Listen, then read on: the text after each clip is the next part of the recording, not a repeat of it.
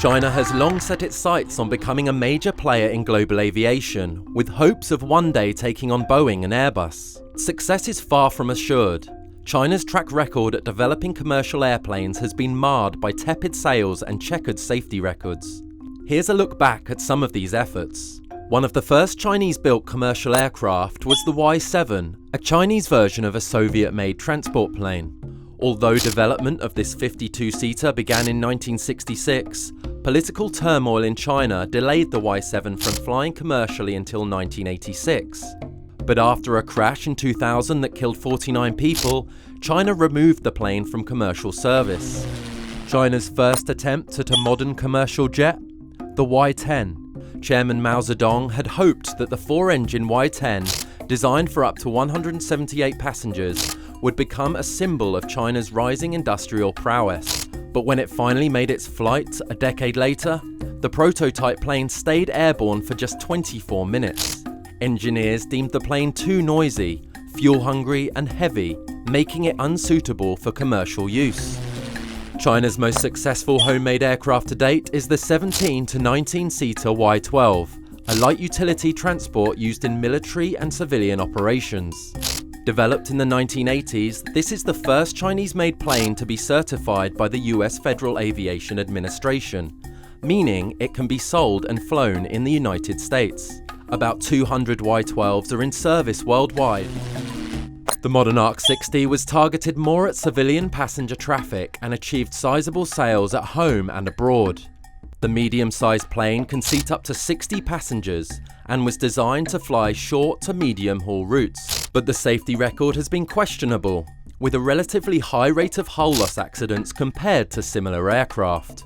Operators in several countries that imported the MA-60 have since stopped using the plane. In a written response to the Wall Street Journal, Chinese aviation authorities said the MA-60 has no design flaws compromising safety.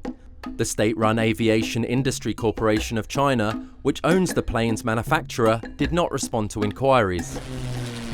Dubbed the Flying Phoenix, the ARJ-21 regional jet is China's first homemade commercial jetliner, a far more complex plane than cousins like the MA-60.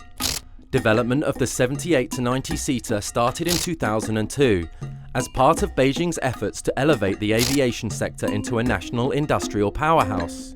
Chinese authorities hope to get approval from American regulators. The FAA says the plane needs to be upgraded to Western standards before the US will consider certifying it. The plane's builder, Commercial Aircraft Corp of China, says it is working hard with domestic and foreign suppliers and partners to produce safe, economical, comfortable and environmentally friendly civil aircraft. But to seriously take on Boeing and Airbus, China must be able to build a successful large airliner that can operate on at least medium-haul flights. Beijing hopes to do this with the C919. This plane is designed to carry between 158 and 174 passengers on medium-haul routes. But the C919 is at least 2 years away from being ready.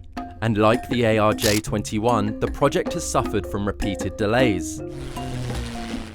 So will China's efforts to take on Boeing and Airbus succeed? It looks like it could be a bumpy ride. So far, the ARJ-21 and the C919 have attracted hundreds of orders from Chinese carriers, but only a handful from abroad, including African buyers. Experts expect both jets to compete on price, but their current lack of Western certification means they can't be sold or operated in much of the developed world. This means China will have to convince foreign aviation authorities and airlines that regulators in Beijing can provide sufficient oversight to ensure the safety of Chinese-made aircraft at home and abroad.